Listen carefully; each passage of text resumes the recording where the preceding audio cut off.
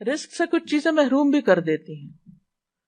سب سے بڑی چیز گناہوں کی وجہ سے رزق سے محرومی ہو جاتی ہے.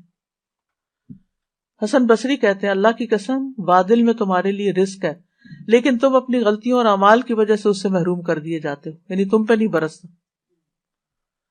ناشکری رزق برباد کر دیتی ہے، جو ہوتا ہے وہ بھی صحیح استعمال نہیں ہوتا، ضائع ہو جاتا ہے.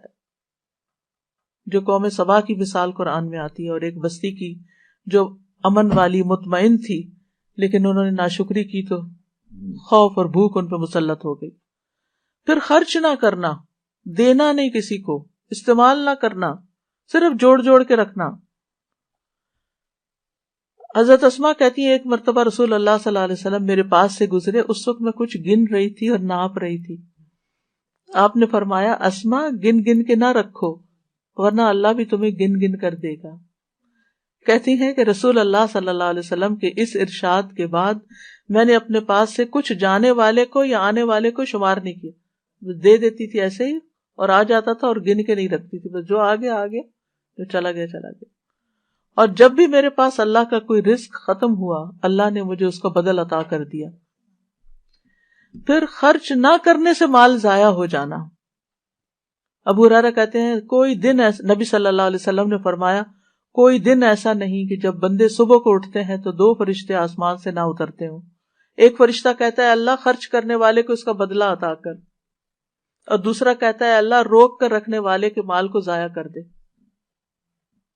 پھر اسی طرح ہر آنے والا بچہ اپنا رزق لے کے آتا ہے، اس کو قتل کر دینا، ختم کر دینا، رزق کا دروازہ بند کرنا ہے. پھر قطع رحمی کرنا. رسول اللہ صلی اللہ علیہ وسلم نے فرمایا جس نیکی کا اجر بہت جلدی ملتا ہے وہ صلہ رحمی ہے.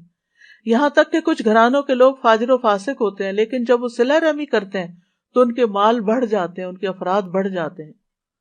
پھر اسی طرح لوگوں سے مانگنا. رسول اللہ صلی اللہ علیہ وسلم نے فرمایا جو شخص ایک مرتبہ مانگنے کا دروازہ کھول لیتا ہے اللہ اس پر تنگ دستی کا دروازہ کھول دیتے ہیں. اللہ اس کی ضرورت پھر یعنی اس کو محتاج ہی کرتے ہیں.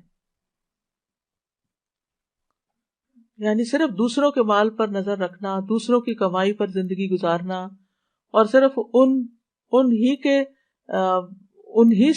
انہی کے مال پہ توقع رکھ کر خود کچھ نہ کرنا، اس سے انسان کے اندر جرت اور حوصلہ ختم ہو جاتا ہے، اس کا کانفیڈنس ختم ہو جاتا ہے.